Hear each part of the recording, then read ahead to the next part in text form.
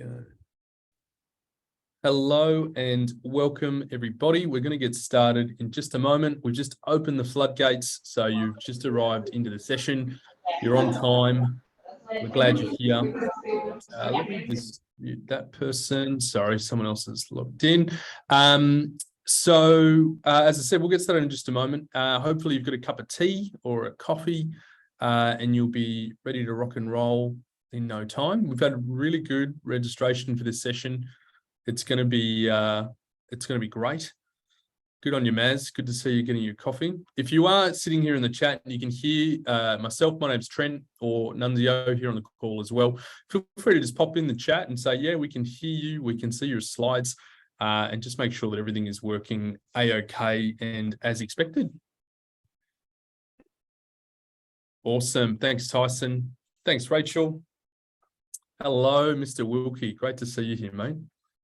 Thanks, Tina. G'day, Kieran. Good to see you here. So many good, friendly faces. It's going to be a good session. Awesome. So why don't we'll kick off, and then as people come through. My name is Trent McLaren, and today's session is hosted by Will and Giunta. You're going to hear a lot more about Giunta through this presentation, but I'm joined by fellow colleague and friend now, Nunzio. Nunzio, welcome. Good to have you here. Hi, Trent. Thanks for having us.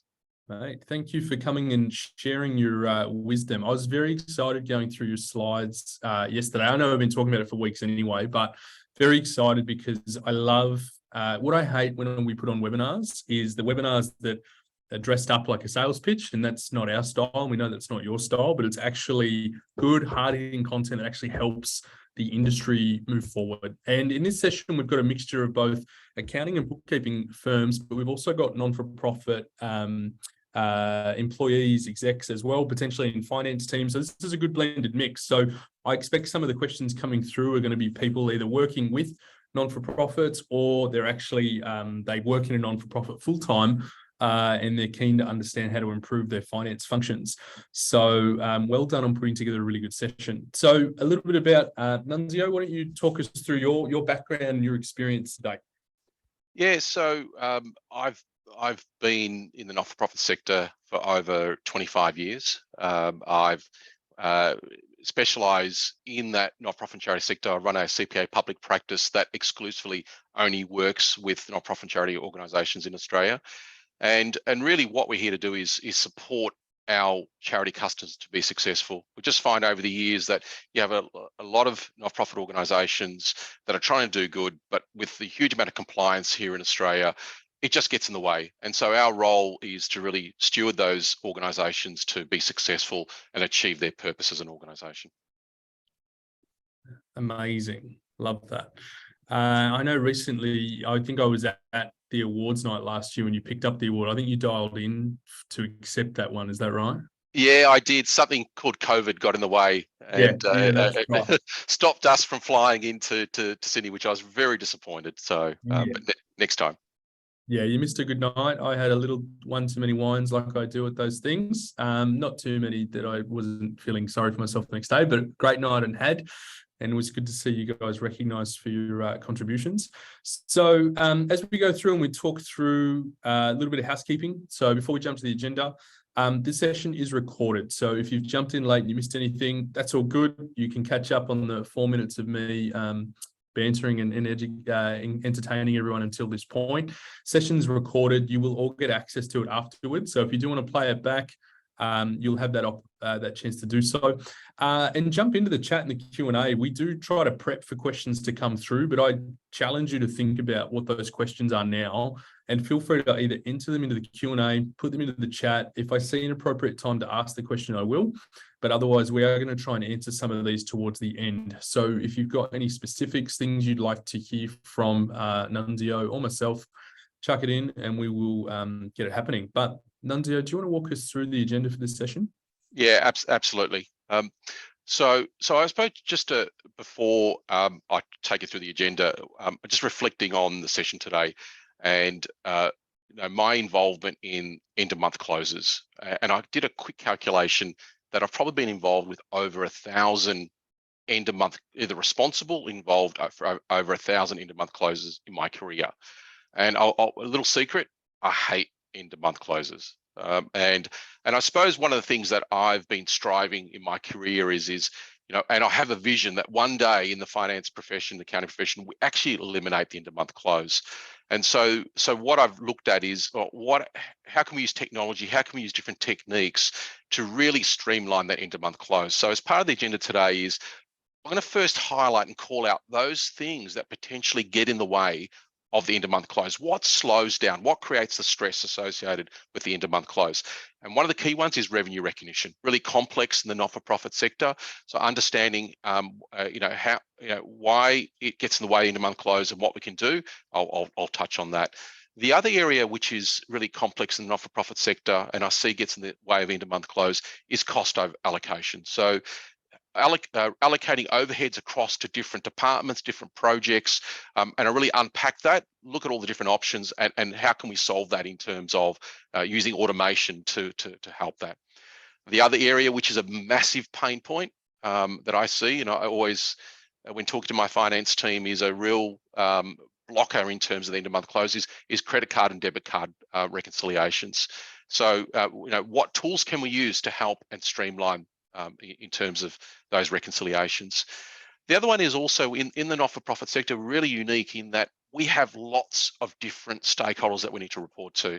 And so when you think about the different stakeholders, there is different information we need to present, which means when we do the end of month close, we need to package information in different ways, which can then slow down that end of month close. And the other area I'd like to talk about is that some of the regulatory changes that potentially are impacting on, you know, the type of information we need to report and slowing down that sort of end of month close. Awesome. Thanks, Trent. So in terms of revenue recognition, this is an area where I see a lot of challenges in the NFP sector. There was a number of new accounting standards that were released, AASB 15, revenue from contracts with customers, and AASB 1058, income of not-for-profit entities. And these standards were released to actually reduce the complexities with revenue recognition. In my view, and I'll challenge anyone that says otherwise, I actually think it's done the opposite. It's actually created a lot more complexities. And so therefore, if you think about the complexities that it's creating, I'll actually take you through an example to highlight some of the complexities that face a finance team when doing the end of month close. So let's say there's an organization, it's a brand new charity that's commenced on the 1st July 2022. And during that year, as part of starting this organization, they receive a grant of $720,000. So funding has been awarded to them to spend over the 12 months. And on the 1st July, this new organization receives $250,000 into its bank account as its first installment. Now, during that month, it delivers on that program and it expends $48,000 in terms of delivering the service associated with that grant. Now, let's assume that that's all been paid, and let's ignore GST for this exercise. So the question I ask is, well, how much revenue do we need to recognise for the month of July? Now, in terms of what I see out there, when I talk to auditors, you know, there are a number of different ways that revenue recognition is handled by organisations. And so the first method I see quite common is, I suppose, what I call the received method. And this is the method whereby an organisation has a potential policy around that will recognise the revenue when it receives it. So in our example, we received $250,000. We expended $48,000 in relation to delivery of those services, and therefore we have a surplus of $202,000. In terms of our balance sheet, we've got cash at bank of $202,000, which is the $250,000 income plus less the $48,000 expenses, and there are no liabilities. So we have an equity position of $202,000. This is you know, revenue recognition that I see that is quite common with some types of funding agreements. The other methodology I also see is what I call the 1/12 method. So if you think about our grant or our funding, it's over 12 months and it's $720,000. So organisations will basically apportion the revenue evenly over the 12 months. So in this scenario, the income would pick up for the month is $60,000, the expenses is $48,000, and the surplus is $12,000. The balance sheet, we've got bank 202, it's the same, but now we've got a liability which is called prepaid income of $190,000 and equity of $12,000. Now, this is the same funding contract, but look how different the income statement looks and the balance sheet looks based on that revenue recognition that you've actually applied. And then thirdly, what I see is a methodology used, and this is quite common, which is the expense method. So this is where an organization basically says, look, the way we recognize revenue is based on what we delivered. And we're measuring our delivery based on the expenses. So we've did service delivery of $48,000. So that is what drives the revenue. So we only recognize $48,000. Cash at bank is the same, but this time prepaid income is $202,000, which is the $250 less the $48,000. And we've got equity of $0. And so you see that how important is that revenue recognition, because it drives really differences in your reporting to different stakeholders. So the question I ask is, which method should be used? Okay. And the answer to the question is it depends. Okay. What the new accounting standards have done is it's actually resulted in finance teams and organizations to look at each funding contract, each funding stream. And therefore, you need to go through every time there's a new funding contract, a new funding stream, you need to go through certain steps. And the first step is identify whether there's a contract with the customer, and whether it's enforceable. The next step is identify the separate performance obligations of that contract. Then what you need to do is determine what is the transaction price. So in our example, the transaction price was the $720,000. And then we need to allocate the transaction price to performance obligations in the contract. And then we recognize the revenue when the organization has satisfied the performance obligation. What does all this mean? It means complexities when it comes to the end of month close. And what I see is a lot of finance teams that will need to do a lot of work in Excel and keep different revenue schedules to be able to then have all that documented and record the relevant revenue associated with individual grants. So I've given you some examples. If you look at a donation typically you would use that first method, which was the receive method, because there's no performance obligation, there's typically no contract. And so the full amount you'd recognize up front. Multi-year grants, but typically you would apportion that. You have lots of methods. You can do that evenly over the multi-years, or you can use some other methodology. One-off grants, it depends on the type of one-off grant it is. We'll also have different revenue recognition methodologies. And then if you look at membership and subscriptions, typically that's done, if it's 12-month membership, it's done evenly over 12 months. So this creates a lot of complexity when it comes to the end of month close. So how do we solve this? First, we need to look at what we do. We use Excel to maintain those calculations. I see a lot of inconsistent application, not just across organizations, but within the same organization. All it takes is a staff member to change, and the new person that comes in does something different as part of the revenue recognition, so it becomes inconsistent. It ties up the finance team in maintaining those revenue schedules. It also results in a lack of substantiation and audit trails to meet those audit requirements. And it's one of those key frustrations of auditors. In talking to auditors in the not-for-profit charity sector, it's one of those areas they really get frustrated because they're spending so much time on unpacking the revenue recognition schedules. So how do we solve this end of month close problem? And how do we solve this revenue recognition problem? And one of the keys is to have the one source of truth. Okay. And as finance teams, what you really want is the one source of truth that allows you to track all the individual contracts. And so having the ability to load up a contract, and then for that contract include things like invoice milestones, acquittal dates, the revenue recognition rules that you've applied for that individual contract that complies with the accounting standards. The automatic tracking of the revenue recognition for each period of the life of the contract. the automatic tracking of prepaid revenue balances. This is really important because so many times I see organizations where they overspend and they don't only realize that at the end of the year when they're doing the audits that they can't recover that money for that one individual grant because they've overspent. And so keeping track of that on a monthly basis is really key in terms of those balances. The other one is the automatic creation of the general journal entry to record the revenue. How nice would it be that at the end of the month, based on all the information you've loaded, it creates and triggers all the general journals to record your revenue for those grants. It just creates that automation. And the other one is, and the auditors love this, full audit trail that actually shows them how the revenue recognition has been generated for each of those funding contracts. Now you think, wow, that would be awesome. And look, there are finance systems that actually allows you to do this. So one of the things that we've partnered with is with Sage. There's a product called Sage Intact, which allows you to do things like this. Now, I'm sure there are some other finance systems that also can potentially do that. But with Sage Intact, we're able to actually load all the grant information, the project information, and then assign it to the revenue schedules and automatically trigger those revenue recognition for those different funding contracts. And that's potentially how you shorten that end-of-month close when it comes to revenue recognition. I'll just pause there, Trent. Is there any questions in particular in relation to revenue recognition?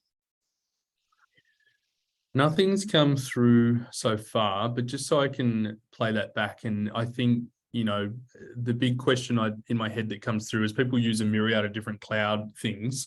When you think about Intact, would you say this is one of the main reasons you're using Intact specifically for your non-for-profits, being able to load up all of these rules and scenarios in this way? Yeah, absolutely. So if I go back to, you know, what I'm trying to, the goal I'm trying to achieve is the reducing the friction associated with end-of-month close. And so we've partnered with Sage Intact because it has a number of advanced modules that are specific to NFB and charity sector. And the revenue recognition is one of the, you know, standout features that really automate the end-of-month close. Yeah, cool. Okay. Thanks, Trent. Thank you. All right, so I'll move on to the next topic or next item on our agenda, and that's cost allocations. Again, this is one of the big areas when dealing in the not-for-profit sector that you need to do as part of the end-of-month close. And so I'll start off with what is the concept of cost allocations. So cost allocations is where you need to allocate shared costs across to two or more areas. Okay? And examples are, you may need to allocate IT costs across to cost centers, departments, programs, and grants. And so you need to develop methodologies on how you allocate those IT across to those areas. Okay. So in terms of then my experience in dealing with not-for-profit and charity organizations, I typically find there are sort of three main ways in which organizations choose to do this. And so the first area is, is where we allocate. Oh, sorry. Before I go on to that, why do we use allocations? And the reason we're using the allocations is to provide, I suppose, true cost of that grant. So if you think about a grant, typically a grant, you're doing service delivery, but you have got, in terms of supporting that grant, you've got the IT department, you've got human resources, you've got rent, and so you need to allocate a portion of that across into the grant, and that allows you then to acquit that grant. And the types of allocations are things like overhead costs, infrastructure, staffing costs, IT costs, said rent, and potentially marketing and fundraising. So you need to work out how you allocate that across. And so back to the three types that I see that are common out there. In terms of calculation methods, one of them that I call at time of transaction. And this is where you're recording the transaction, and you could be recording an AP bill or a supplier payment. And when you're recording at that point in time, you do the allocation at that point in time. And that involves you having to understand, what are the rules you're using. So you potentially could use a fixed amount allocation, or you could use percentage amount allocations. And in this example here, we've got IT costs, and so we're purchasing software. We've developed a rule that says 50% of software will go to grant A, 25% will go to grant B, and 25% will go to grant C. And you do that every time you record a transaction, you do that, that allocation at the front end. The other method I see is what we call after the transaction. Okay, and this is where we allocate expenses based on variables not known during the initial transaction. And so this is where you've said, I'm going to allocate my corporate costs to my different department areas and to my different grants based on variables that happen during that month. And things could be is, well, I'm going to base it on things like staffing levels, and that could be FTE or it could be headcount. Or I'm going to base it on a percentage of revenue. Okay, and don't forget, you'll only know the revenue once the month's gone. Or, for example, for rent, you might say, I want to base it on square meterage. I want to work out for that grant how much square meterage it takes, and then I'm going to base it on that. Okay, and so that needs to be calculated at the end of the month. And the other method I see that's quite common is where it's fixed. And this is typically where you build your budgets at the start of the year, you work out what the allocations are going to be, and then they stay fixed throughout the year, irrespective of what changes. And I see that now. Usually, as I said, it's set by at the budget time, and it usually doesn't change throughout the year. But sometimes there is a requirement if you get some additional funding that you need to change that. So think about now the implications to the end of month close as a finance team, and why it slows us down. And what you could do in terms of finance systems or processes that help automate a lot of this. So if I look at the first one called at time of purchase, you think, well, that's pretty straightforward because that's not going to slow down my end of month close because I'm going to do it at the front end and it's done. Okay. But how many times have you seen as a finance team stuff's done at the front end and they've done it wrong? So you need to spend all this time unwinding what's been done incorrectly and do the reallocations. And so having a finance system that enables you to create templates. So when you it says, okay, I'm going to do an IT expense, and you then select the IT template, and then it apportions it automatically based on whatever rules you've set. So there's less likely chance that it's going to be done incorrectly. And anyone in the organization can actually handle that.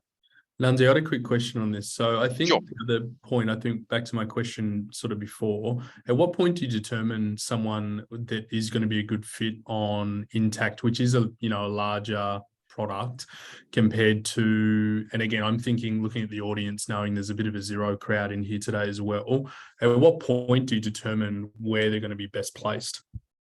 Yeah, look, so it really comes down to your complexities of your organization. And I suppose it's around, something like Sage Intact is really targeted towards sort of mid-tier, and you're looking at anything from around about 5 million turnover and upwards. But I've seen some of our organizations that are a little bit smaller than that. And this is because they're so complex. We have one client that's actually smaller, but they've got operations in New Zealand and they've got multi-currency. And so there is a big impost to the finance team in terms of doing that they then, something like Intact would actually suit because it does that sort of consolidation. So one of the things is really looking at what your pain points are, and then working out whether Sage Intact is able to solve those pain points for you. Cool.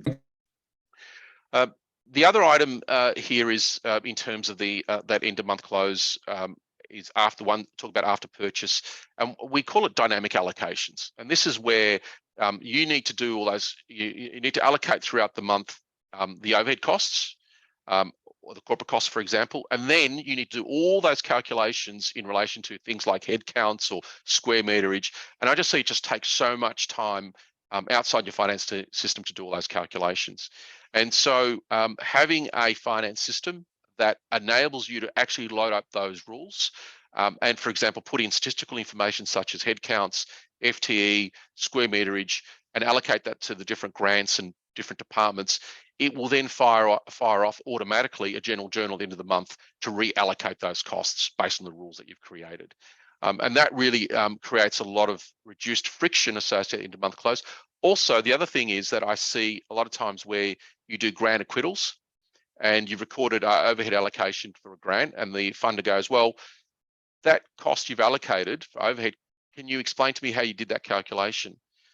And having a finance system that is actually tracking all that and providing you with evidence on that just enables you to say, yes, it's been distributed based on IT costs, CEO costs, finance team costs, and it has all that, the record of that, which is really, really key.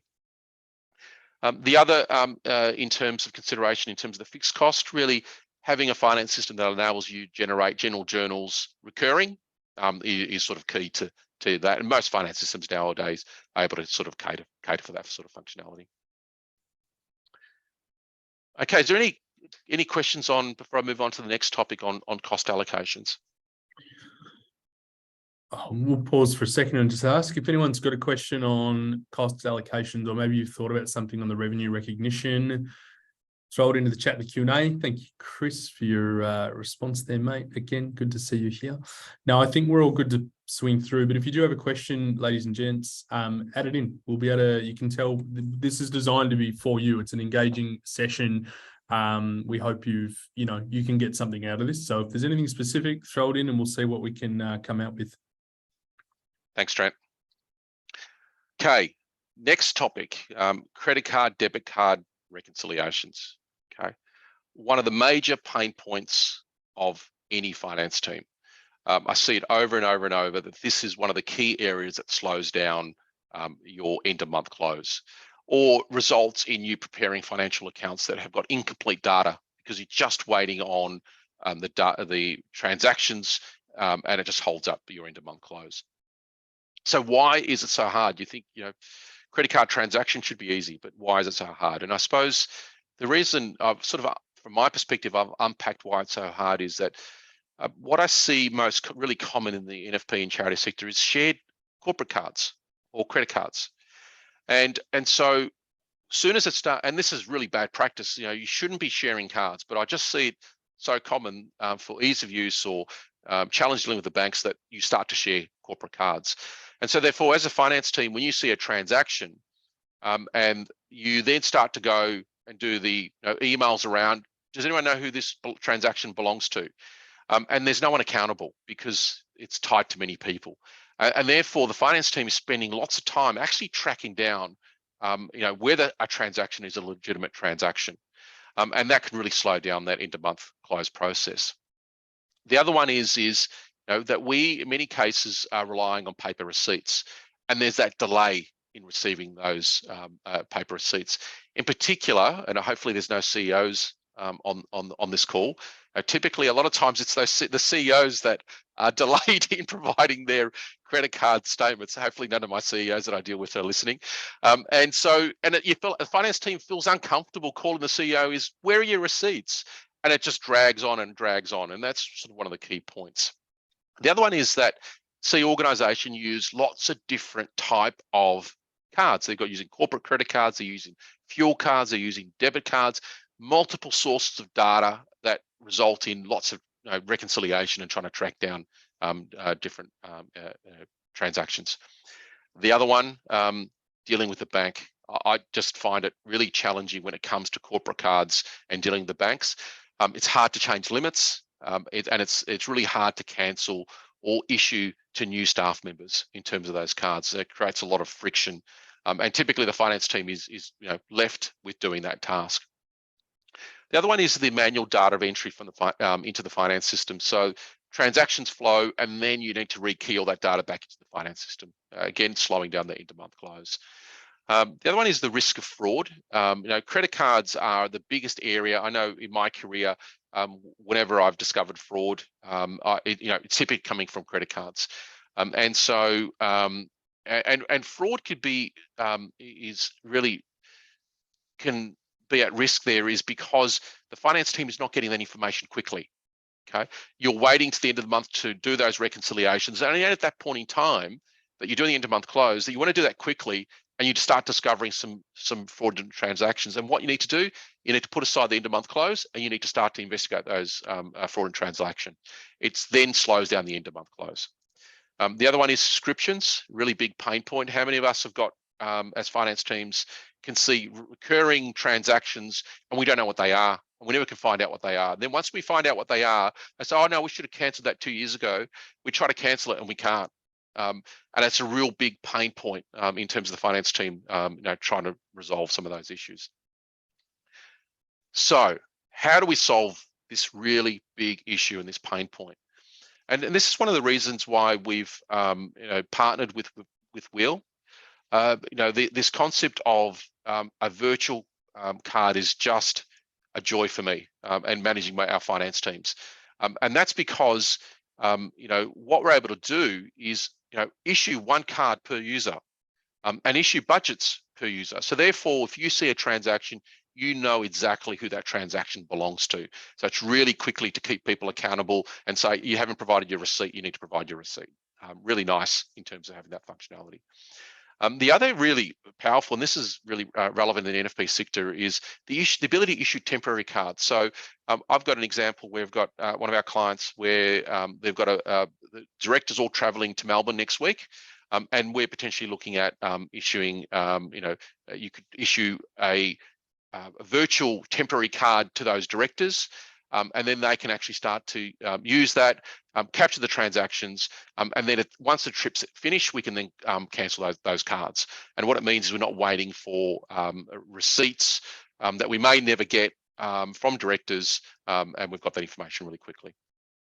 The other one is Wheel enables us to, has an app on your phone that enables you to take a photo of the receipt, and also, really importantly, enables you to do coding. So you can actually code it to which project it belongs to.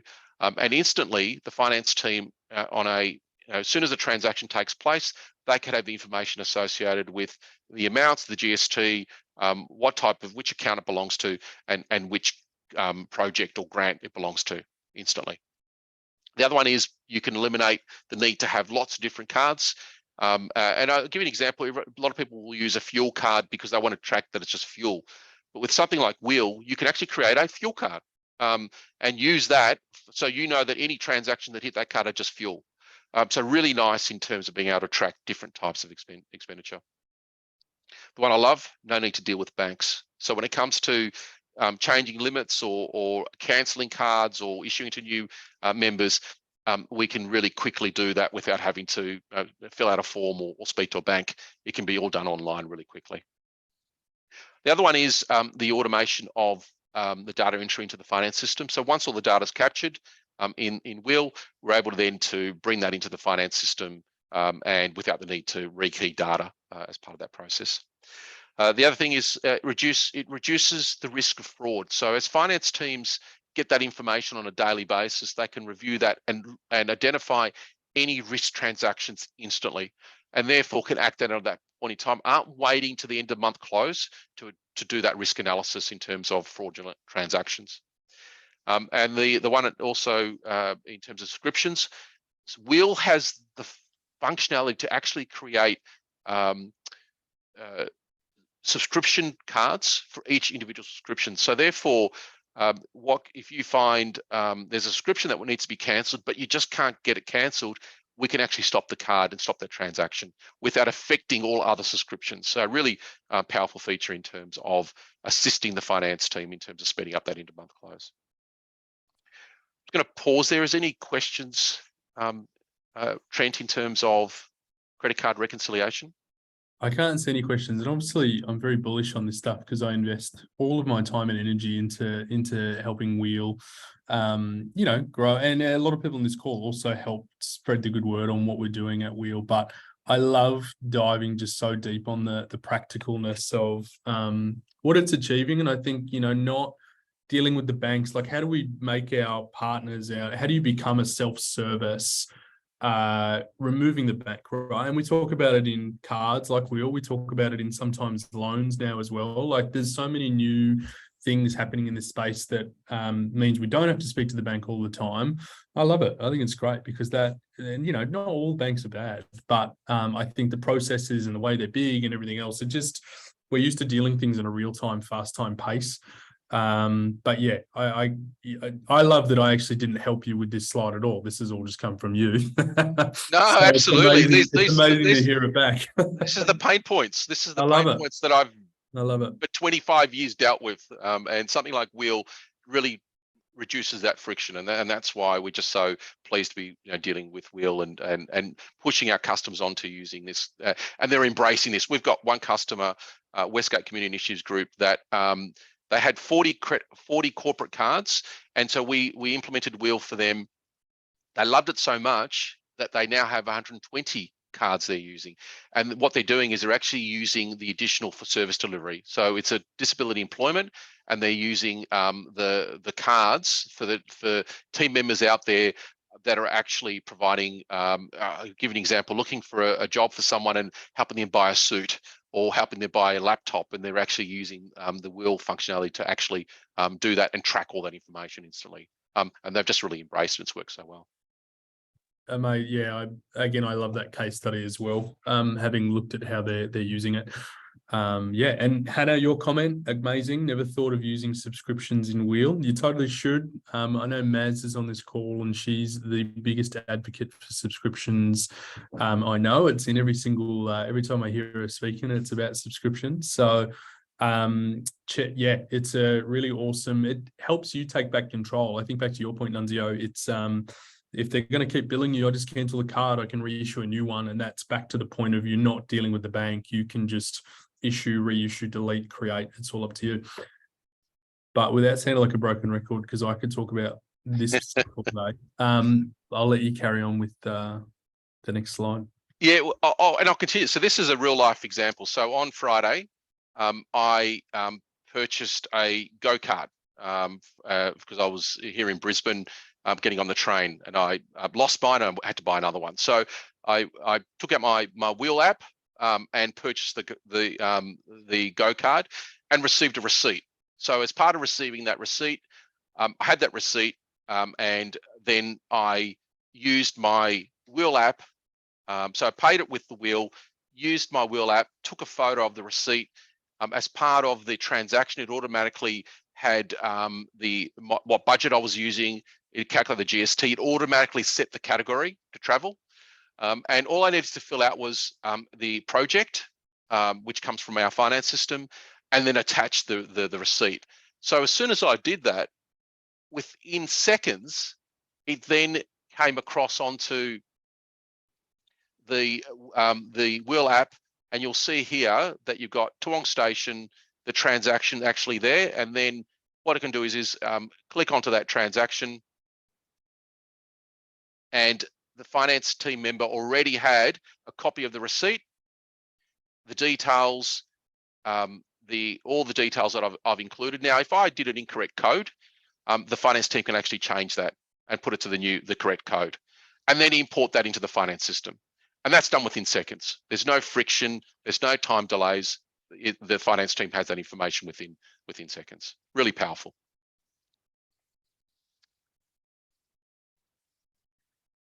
Okay, I'll talk about now sort of the next area that creates a lot of friction when it comes to end of month close. And this comes with working in the not-for-profit sector and charity sector. We have lots of different stakeholders we need to report to. And so different stakeholders need different information.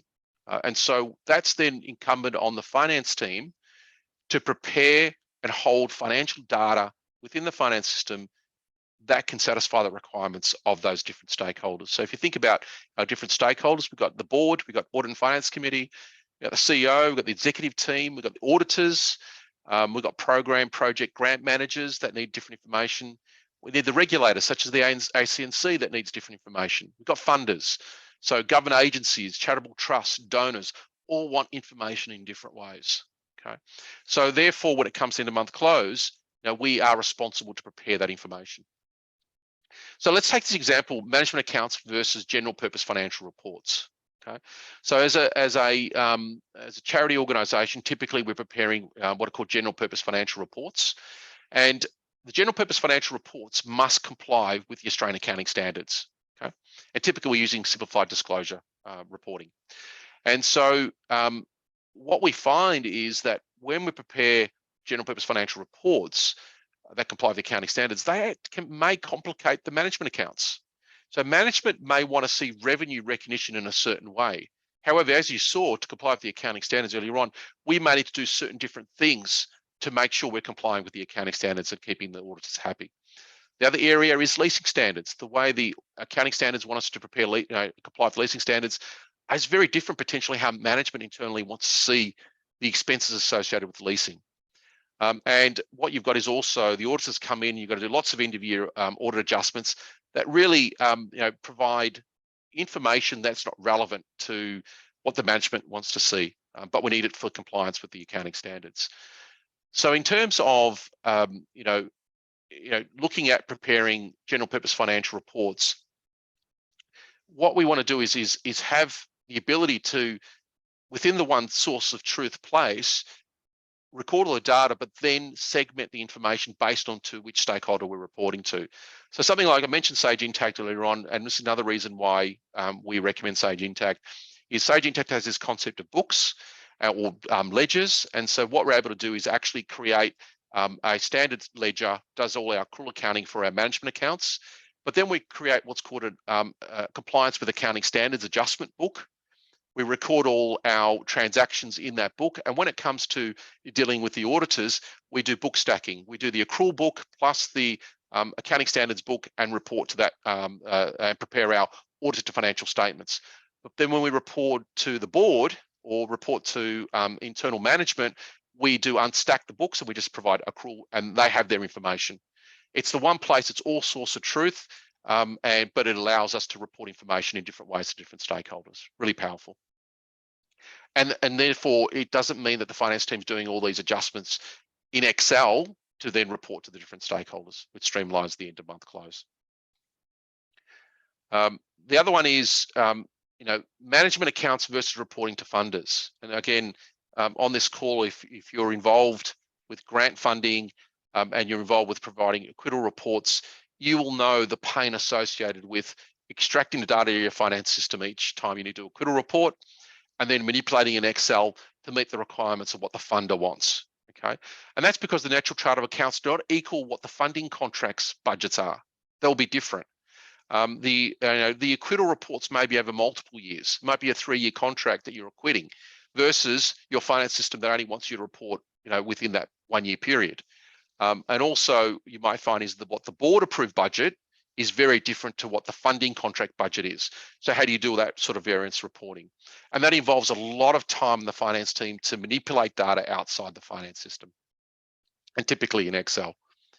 And so let's take this example here. Let's say there's a funding contract grant that this organisation have called Save Forest Grant. And on the left-hand side, we've got our natural chart of accounts. And on the right-hand side, it's how the funder wants us to acquit the Save the Forest grant. And so on the left-hand side, we've got our chart of accounts, we've got employment expenses, we've got other personnel, and we've got office expenses. But the funder only wants to see personnel and other expenses. Okay, so what we need to do is then typically most organizations will do is export the data from their finance system into Excel and then do the mapping. So wages and salaries, they'll map to wage and salaries. Work cover and super will go to employee on costs. Staff catering will go to catering. Consultants will go to consultants. Printing will go to printing, and then stationery and will go to other expenses. And they're doing this in Excel.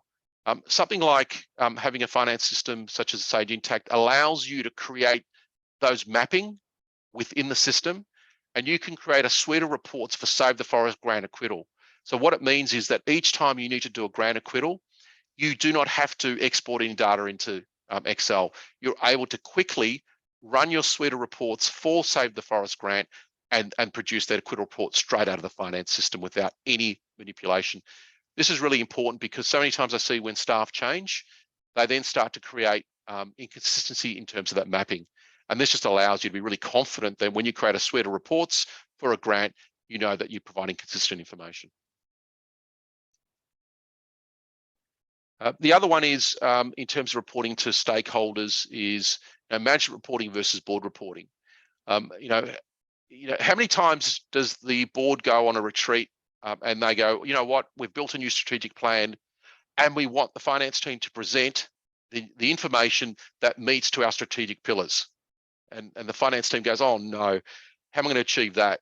And it creates so much work because naturally your finance system is not able to bend and mold to how the board wants to see the information in a different way. Okay, and it involves you restructuring your whole chart of accounts, losing previous information, historical transaction. It's a real big pain point for the finance team. So how do we handle this? How do we reduce this friction and be able to actually satisfy the requirements of our internal reporting versus what the board now wants to see. And so we'll take this example where we've set up our finance system with the different program and project dimensions. So we've got disability employment services, and we're breaking it up into reporting disability employment service Victoria, Queensland, New South Wales. Really important because we have 3 different managers that need to understand how each of their states are operating with DES. Then we've got jobs grants. So we've got a Vic job grant and we've got a Queensland jobs program. And we've got different managers that need that information. And then we've got services, and we've got travel NDIS, we've got SLES NDIS, we've got care plans NDIS, we've got cleaning and laundry services. However, the board doesn't want to see the information how management wants to see it.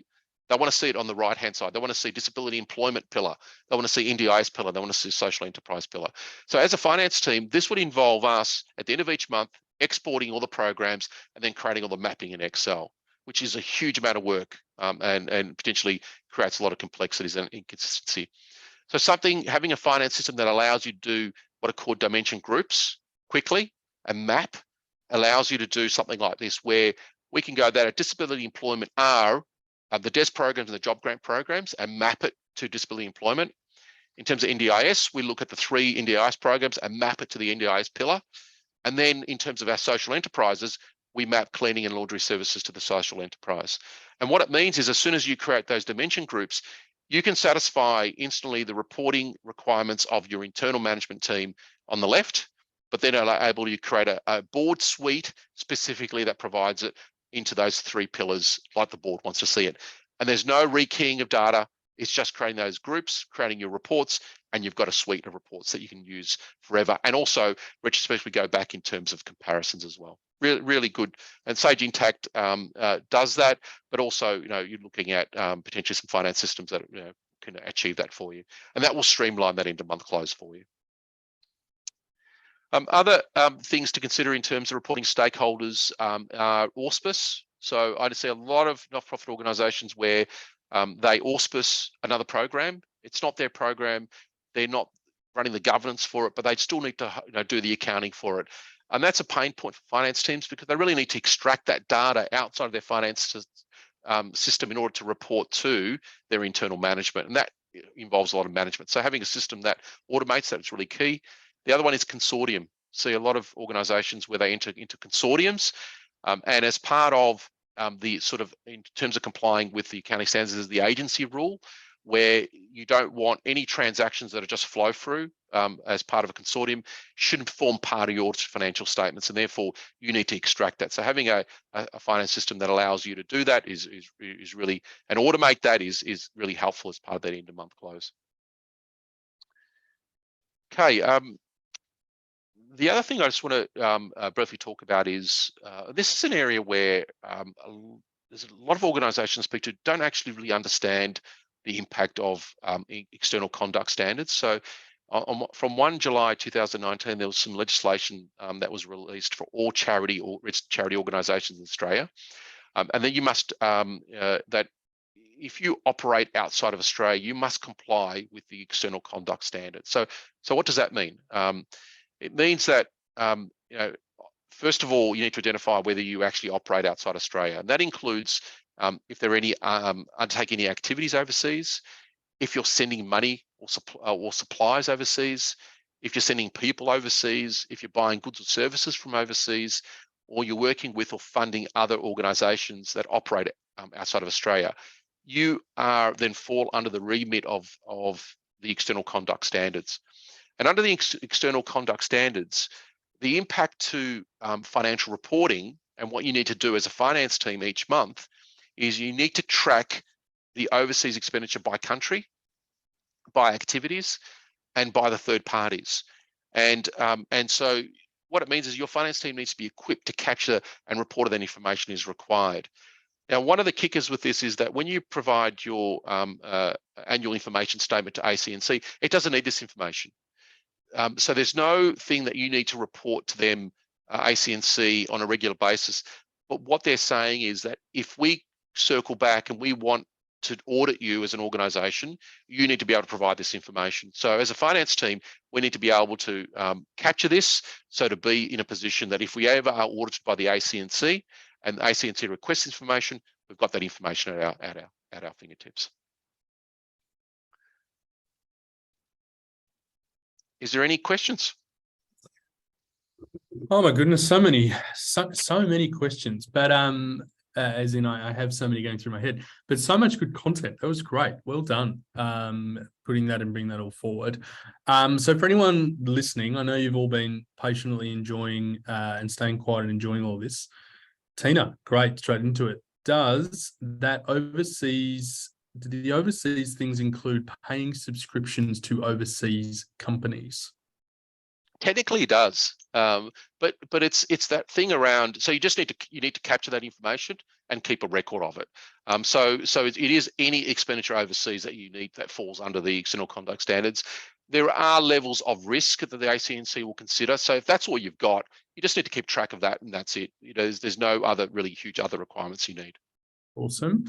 Thank you. Thanks, Tina.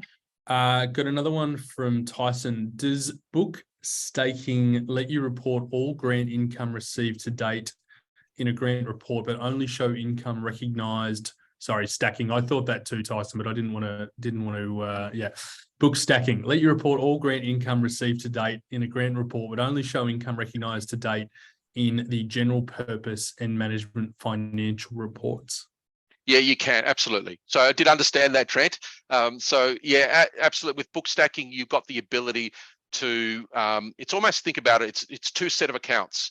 And this is important, where one stakeholder needs to see information in one way and the other one needs to see it in a different way. So yes, you could definitely achieve that. Awesome. Great questions, Tina and Tyson. If I had stickers to give out, you'd both be getting one each for contributing a question. Any other questions, ladies and gents? Anything on the top of your mind that you'd like to ask Nunzio? Otherwise, just tell us what you thought of the session. If you thought this was fantastic, please make sure you let Nunzio know in the chat and the Q&A as we start to wrap the session. If you've got any feedback, if there's anything else you think you'd like to see here, let us know. If this was helpful, you think we could tackle something else, throw it in. I mean, obviously, pending Nunzio's schedule, but yeah, no, if there's any other pain points you've got as part of the end of month close, I'd love to know. Share your pain points, because I've covered a number here, but I'm sure I know there are a lot of other pain points when it comes to end of month close. Yeah, awesome. Sharon said, brilliant. Thank you. Thank you, Sharon. Lisa said, very informative and we'll implement some of this. Alistair said, great session, clarified a few issues for me. And Lisa made a good point. The pain point is actually having to do it. I totally agree.